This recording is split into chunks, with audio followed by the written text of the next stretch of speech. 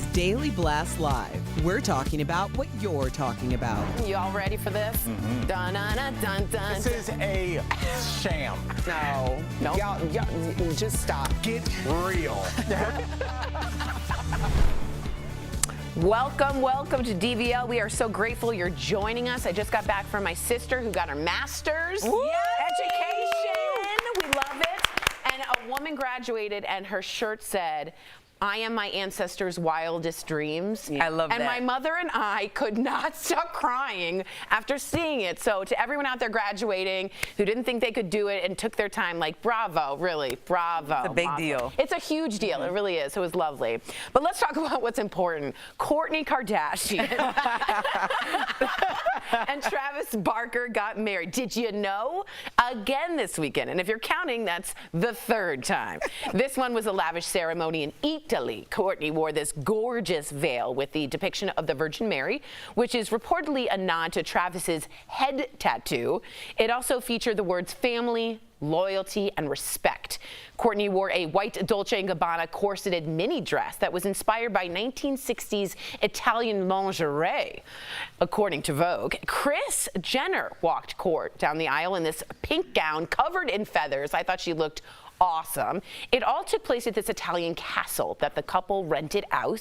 Of course, the family changed looks for that after party. Kim wore this jewel encrusted corset. I haven't seen it yet. Kourtney changed into this mini dress. What's he doing there? He must have dropped a contact lens.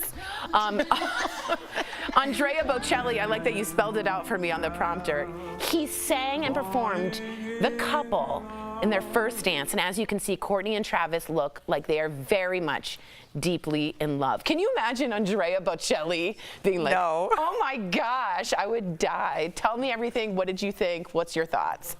I mean, I'm not like, no secret, I'm not the biggest Kardashian fan of all time, right? So I know you are, so no offense. No worries. But I do love the idea that these two are just doing everything the way they want to, and that's the bottom line. Erica and I actually were having a conversation this weekend specifically about when you get married, doing it your way, because of how important it is and how much stress comes with that day about it being the pinnacle for some people. And then what do you go after that? Or how much energy you take from your family and friends and their advice and critiques about how you should do your day. And I'm a strong believer in, like, you should do your day exactly how you want it. You should wear exactly what you want. You should have 3 to 5 to 10 ceremonies like they're probably going to do if you want. And so this whole thing is just like a vibe that I'm into. That's amore. What do you think? Same thing? Yeah, absolutely. I mean, we were kind of discussing the idea that before, historically, the wedding day was one of the biggest days of your life. And if you're getting married at like 25, which is what was happening, 25 to 30, then it's like, what do you have to look forward to if you've put all of your eggs in that basket? And I think a lot of people choose to go all in, and then they're paying it off for a very long time.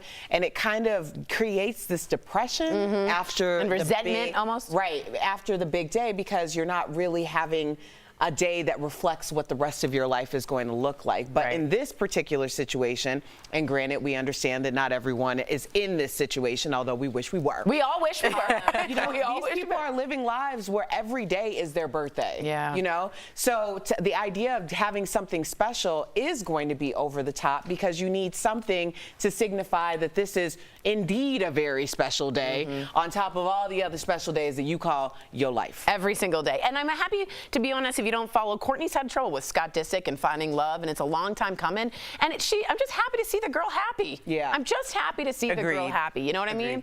All right. Of course, the wedding was a multi-day affair. And if you look at all the pictures of what the family wore this weekend, as far as we can tell, it is all Dolce & Gabbana.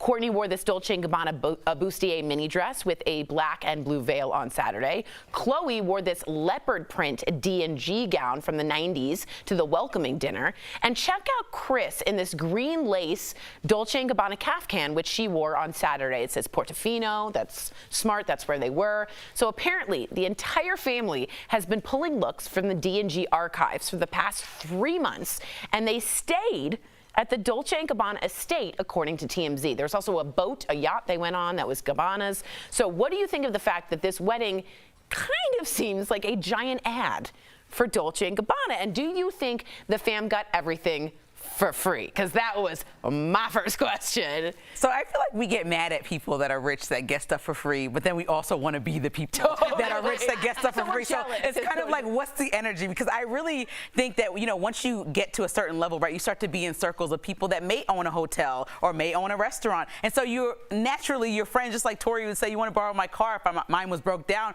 You would say you want to eat at my restaurant. So this is just, you want to have your wedding at my venue. You want to wear all my clothes. Like, I don't see it as anything offensive. And it actually benefits Dolce & Gabbana probably more than it benefits the Kardashians, based on how many people are going to go try to find those looks now in consignment shops or order them online, super expensive and priced up because you're not able to access them in Dolce & Gabbana stores anymore. So I think it's a benefit. I worked in bridal, and as soon as you see a big thing like Kate Middleton's dress, everyone did the long sleeves right after, right? Then we had Meghan and Harry, and she had a really simple all white, very simple. Saw that. Yeah, the architectural. This, you're going to see it everywhere. The mini dress, the Dolce & Gabbana copies. I agree. I think for D&G, I said their name like 10 times just now. Right. Well, I don't necessarily think that we're going to see a huge trend in what Kourtney wore down the aisle, but you might see it at the club. You might see it at restaurants. You don't think young people are going to be like, oh, I'm doing this my way?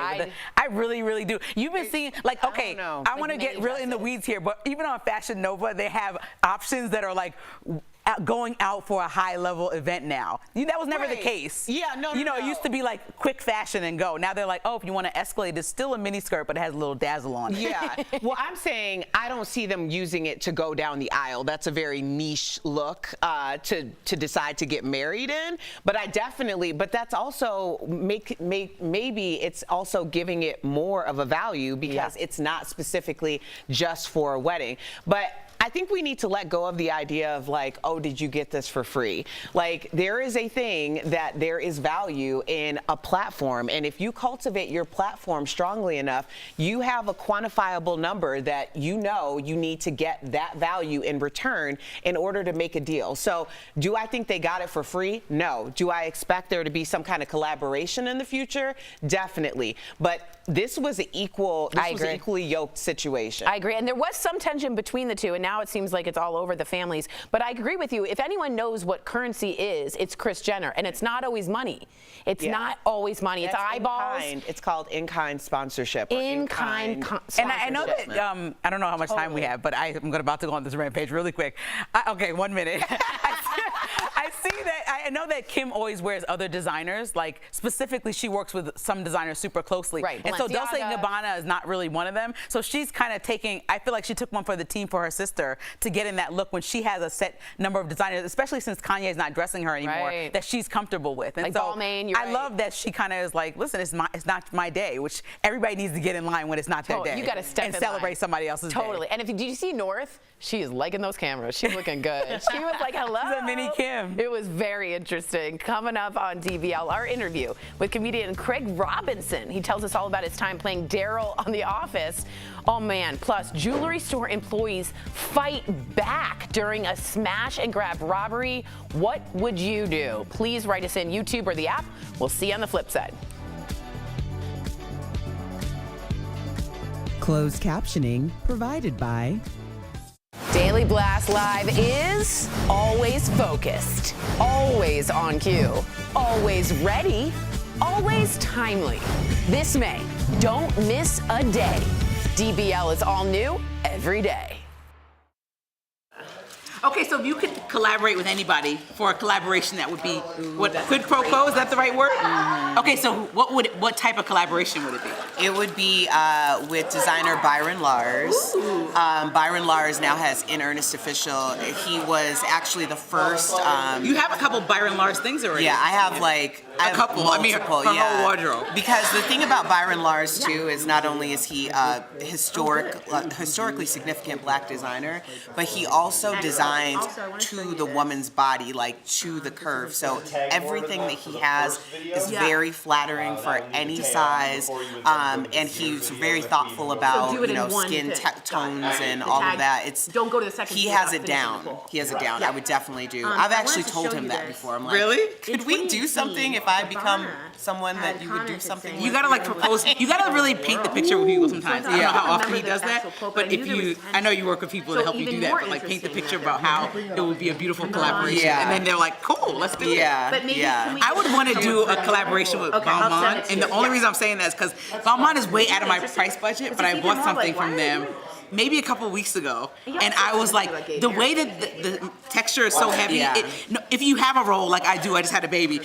the thing is not there because the texture on the material is so heavy. The quality. And even still, it's like a light spring outfit, but the texture is so good that it just holds you in. It's like, it really is nice. Bit of that scuba. Yeah. Neoprene. That scuba texture or material. The neoprene. I've never worn anything. Neoprene makes you feel I've never worn anything that was so flattering. It makes you look fantastic. There's and you can go scuba diving. And usually I have like 2 or 3 Spanx on. Like I freed myself and was just my regular Lindsay self. That one dress I wear all the time since season 1.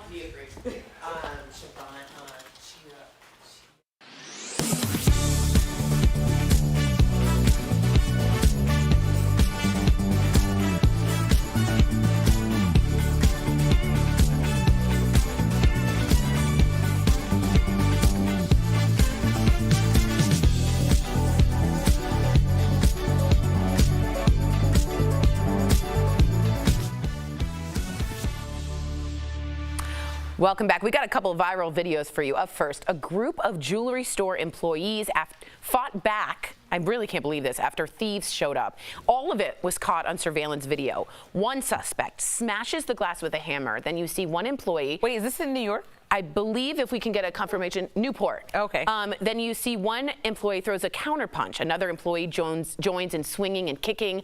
And finally, a third employee comes up carrying a chair. The employees successfully fought off all 4 would-be robbers. So we got to know, DBL Nation, would you do this in this situation? Would you fight back or would you wait for the police? Go to dblvote.com to weigh in while we have this quick discussion. You would try to fight back. I would try to fight back. Tori would be the old lady with the purse, like, get out of here. I would, I think, even though I know they're insured and you shouldn't. Yeah, you would try to go after them, and I would be pulling your hair to get you out of there. No, no. But it's so much. It feels like at some point they're just done with it. This is happening so often that they're like, we might as well fight back. So I asked if this was in New York because my uncle does security for Rolex, and someone did that to one of their stores in New York. Grab. Yeah, in Long Island this weekend, and he was telling me about it. So I mean, he actually is the securing the store, so that's a different role. Okay. But like me, I would just be like terrified. Like, what do you do? I'd run. Like, I can't get into the whole thing of like protecting things. Yeah, I need to protect life. Yeah. I can't, like, I just can't. Even if somebody, I always thought if somebody came and took my purse, like, I love my purses, but like, you're gonna have to go ahead and take everything because I'm not gonna protect the thing over my life. There's a famous story of Marvin Davis, who's this entrepreneur, and Barbara, his wife, had this gorgeous necklace on, and they were carjacked.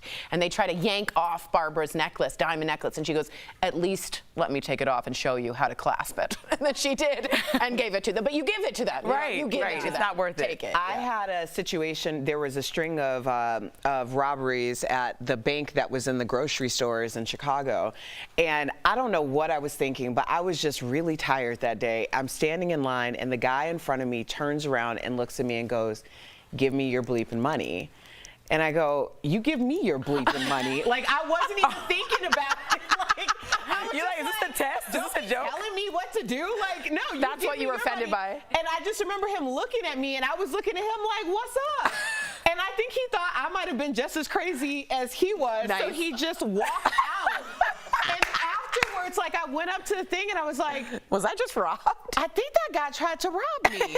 And the lady's like, oh, it's been happening. Yeah, I was like, well, he told me to give him my money, but I told him to give me his. Well, that's a good tactic. Like I told you, I told both of you guys when I used to live in New York, I used to like play a little bit crazy because if I was scared walking down the street, that would be like, okay, well, at least that person over there who's making me feel uncomfortable is going to feel uncomfortable by me being so ridiculous and crazy right now that they don't know what to do. Or like, I walk really confidently, like I have bodyguards, but that are not there. They're in my head. And I walk very confidently like this. Yeah, you probably win the crazy award if you were stomping down the street like a marching band. That's a little bit more. I never thought about that one. For sure. I have keys in both hands. Like, it's crazy. All right, final vote. What would you guys do?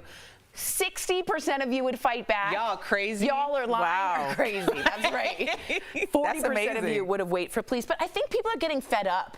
with like just coming in entitlement of taking what you want. They're like, no. It seemed like they were ready and prepared to know what to do. So I kind of get it. Maybe not. Next up, everyone knows not to mess with a mama bear, but that's also true for a mama deer. Oh my God, check out this ring cam video that's gone viral on TikTok. A man leaving his house had no idea that a fawn was hiding nearby, and he stepped on it by accident. You can hear a little shriek, but that's when its mom comes charging in, sending that man running. Finally, mama gives up the chase and leaves with the fawn, who is absolutely not injured. Doe a deer, am I right? Y'all laughing, but this gets serious real quick. Like, people have been trampled by deer. Really? Yes, absolutely. Deer, Oh, really? I went to like a Bambi energy. This is like really not good. You got to be really careful, especially, in the Midwest. I'm from the Midwest, so I've heard these stories before where people have been people have been killed by deer. By deer? Oh, wow. Yes. Really? Well, don't mess up with the mama. So I mean, he clearly didn't know. He was more scared than anybody in that situation. Sound is what makes it funny, though. That's my favorite. Oh man, when people fall down. Oh my God. There's a girl on TikTok who hit her head and went, ah, and now everyone's like, ah, ain't no mountain high. It's so good. Coming up on DBL, our interview with the very funny Craig Robinson. He gives us the deets on his new show, Killing It.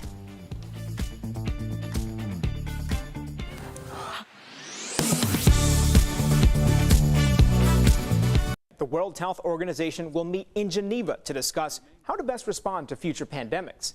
Among the ideas is a U.S. proposed amendment to improve ways of detecting, reporting, and responding to public health events worldwide. Some social media users are referring to this as a pandemic treaty and are using the hashtag #StopTheTreaty to voice their opposition to the amendment.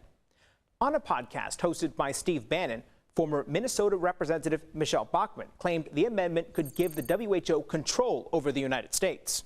Several Verify viewers emailed us to ask about these claims. So let's verify. Would the pandemic treaty give the WHO control over governments during a global health crisis? Our sources are the International Health Regulations, proposed amendments to the regulations, and the WHO. The International Health Regulations are part of an international law that outlines the responsibilities of WHO member countries, like the U.S., when there's a public health emergency. It requires that countries report what's happening and that the WHO offer assistance. Earlier this year, the U.S. proposed several amendments to the regulations based on what we learned during the COVID-19 pandemic. They include adding early warning criteria, a request to provide genetic sequence data, and outlines a time frame for when and how countries can ask the WHO for support. It does not give the WHO authority over member countries. The amendment repeatedly states that countries can reject the WHO's assistance. So, no, the pandemic treaty would not give the WHO control over governments during a global health crisis. It doesn't give the agency any new authority and only outlines how they can help at the request of a member country. With your Verify, I'm Brandon Lewis.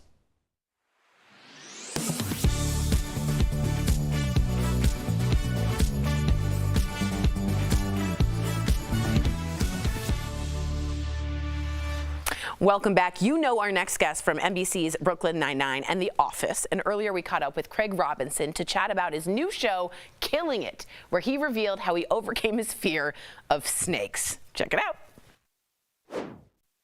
Craig Robinson, hello, welcome to DBL. We're so excited to talk to you today.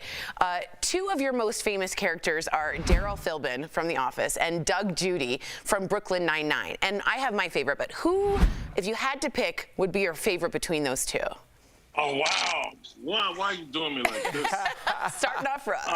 Maybe Doug, because he gets away with so much. Everything. It's so much fun. It's so fun always. And then having a best friend like Jake, but then to be able to always get away with stuff and outsmart him, but still be his buddy is a truly fun thing to play. Good. It looks like you're having fun, so that's good to hear. We have a lot in common. You were a teacher. I was a teacher. I taught 7th grade science for 5 years. I know that you were a lot of people might not know that you were a music teacher. So tell us what the craziest thing was that happened in the classroom. There was one class who they had like a security guard and a teacher all day with them until they sent the music class. Then it was like, Go ahead. Get it out. So I remember having to figure out a way to. I remember having to figure out a way to get their attention, and so it turned out I had to like roast them. Yes. And like once I started roasting them, I could like, you know, I could sneak in something in between and be like, yeah, whatever I say, and then be like, okay, by the way, Beethoven, yada yada. So yeah, I was a music teacher. That's how you recorder. have to do it, man. Yeah. Like what I used to do is I played on the kids' hatred for each other. Oh, so I would lovely. just be like, oh, this Lovely. side of the room really understands it. We should just move on because you guys can't get it. And they'd be like, but no, we got it. We'll learn it. Yeah. You started a civil war in the class. That's how you do it. Yeah. That's so rude. Period 2, they understood this. You guys, your class now. No, this team sucks. All right, let's talk about your new show, Killing It. What was it like working with the snakes? It's fun for me working with snakes. I used to have a fear of them until I went to Australia several years ago with my band, The Nasty Delicious, thank you. And we met these cockatoos, we met these kangaroos, and then when they got to the snakes and we were taking pictures and stuff, they put the snake around my neck, and I realized then these snakes mean me no harm. Why am I afraid? The snake, I've been misled by the Bible and Indiana Jones. So it turned out to be nice, and I love snakes now. It sounds like Jumanji. Yes. Yeah, exactly. And he needs to be in studio. Next time you're in Denver playing Red Rocks or playing the Comedy Works, man, come on in the studio, man. We're in Denver. You are absolutely welcome. I sure appreciate it. I sure will. Craig, thank you so much. I was like, Craig, thank you so Greg's much his for. brother. Yeah. He's coming on tomorrow. Greg is coming on tomorrow. Greg Robinson. Craig, thank you so much. He plays cornerback for the Jets. And he's good. Yeah. Craig, thank you so much for chatting with us. And be sure to watch Killing It, guys. It's on Peacock. I appreciate you getting the word out. Thank you. Absolutely. We'll be right back. Thanks, Craig. Thank you. Promotional consideration is brought to you by European and American health authorities have identified a number of monkeypox cases in the recent days, mostly in young men. But what is monkeypox? Where are these cases and how does it spread? I'll walk you through what we can verify using these sources. Question 1. What is monkeypox? According to the CDC, the illness was first identified by scientists in 1958, when there were 2 outbreaks of a pox-like disease in research monkeys, hence the name, monkeypox. The disease originates in wild animals, like rodents and primates, and it occasionally jumps to people, but human-to-human transmission is also possible. The first known human infection was in 1970 in a 9-year-old boy in Africa, where the disease is now endemic. But on Wednesday, a Massachusetts resident tested positive for monkeypox, making it the first case detected in the United States this year. There are also confirmed cases in Portugal, Spain, and England. Health experts say these recent cases are surprising because it's the first time that monkeypox appears to be spreading among people who didn't travel to Africa. Question 2. What are the symptoms of monkeypox? Most patients experience fever, rash, and swollen lymph nodes, according to the WHO. Although people with more serious illness may develop a rash and lesions on the hands and face that can spread to other parts of the body. Monkeypox can be fatal for up to 1 in 10 people and is thought to be more severe in children. Question 3. How does it spread?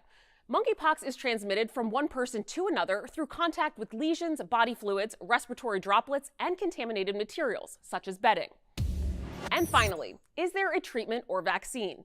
In September 2019, the U.S. Food and Drug Administration approved Jynneos, a vaccine for smallpox and monkeypox. Adults 18 years of age and older who are determined to be at high risk for smallpox or monkeypox infection are eligible for that vaccine. That includes the elderly, people with certain medical conditions, and those who are or were recently pregnant. So how much should people worry about this? Because you're not infectious when you're not symptomatic, I think you have greater chance of eradicating it. I am much more concerned about coronavirus at the moment. If you have more questions about monkeypox, just tweet us at VerifyThis. With your Verify, I'm Adiante Till. It's a common gripe this time of year, but for some who work all day outdoors, it's downright dangerous. United Farm Workers tweeted, "Heat is the leading weather-related killer." So let's verify. Is heat historically the leading weather-related killer in the U.S.? Our sources are FEMA and the National Weather Service, which estimates an average of 138 people died annually from extreme heat in the United States over a 30-year period ending in 2020. FEMA says extreme heat is, quote, responsible for the highest number of annual deaths among all weather-related hazards, unquote, more than floods, tornadoes, and hurricanes, according to a 30-year average from the National Weather Service. The gap has narrowed over the last 10 years, and tornadoes took the top spot in 2020. But the CDC says to expect more extreme heat in the future due to climate change. So we can verify it's true. Heat is historically the leading weather-related killer in the U.S. Remember to take breaks and hydrate often as the summer season settles in. With your Verify, I'm Brandon Lewis.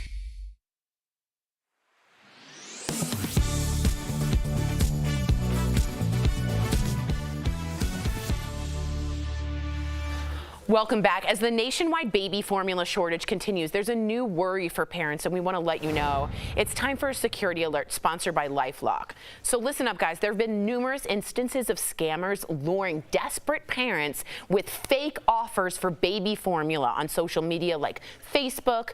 Other ones, the scammer asks parents to send money on payment apps like Venmo in exchange for baby formula, charging them as much as $80. So how can you protect yourself? Never give strangers money online. If it sounds too good to be true, it probably is. And if your information has been breached, LifeLock is here to help. LifeLock keeps you and your digital identity secure from cyber criminals. Call 1-800-953-0836 or visit lifelock.com to learn more. Scum of the earth. Scum of the earth if you're trying to scam mothers looking for baby formula. There's always, yeah, vultures. Check out this woman, though, on going viral on TikTok. This is so cool. Her grandma kept all of her looks from her honeymoon in a suitcase, and they've been there for 70 years. She never opened it again.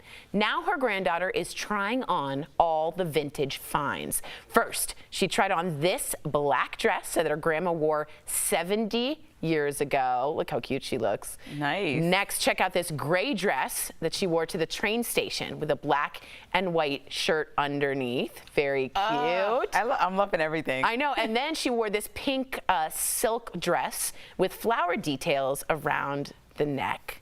Nice. Something about clothes, right? Something about clothes and your grandma. Yes, I have a piece that was my great aunt's, and it's this caftan type thing, but it's like, it's from the 60s, so it's like fitted like right under the bust. And I wear that like, I wear it all the time. And then my mother-in-law gave me her mother's dress from the 60s. Wow. And it's so delicate though that like I haven't worn it out because I'm too scared of ripping it. Yeah. But it's beautiful. It really makes you feel like you're connected in a different way. Yeah, a lot of people grieve by putting on the clothing or wearing of the loved ones or even just like smelling. So it's a nice treat, right? Yeah, stuff is was so well made back then too, and so that's the thing that I love about older clothes. It's not Fashion Nova, is it? Yeah, it's not. To bring it full circle for today, it's not Fashion Nova. Bye, guys. We'll see you tomorrow. Bye, guys.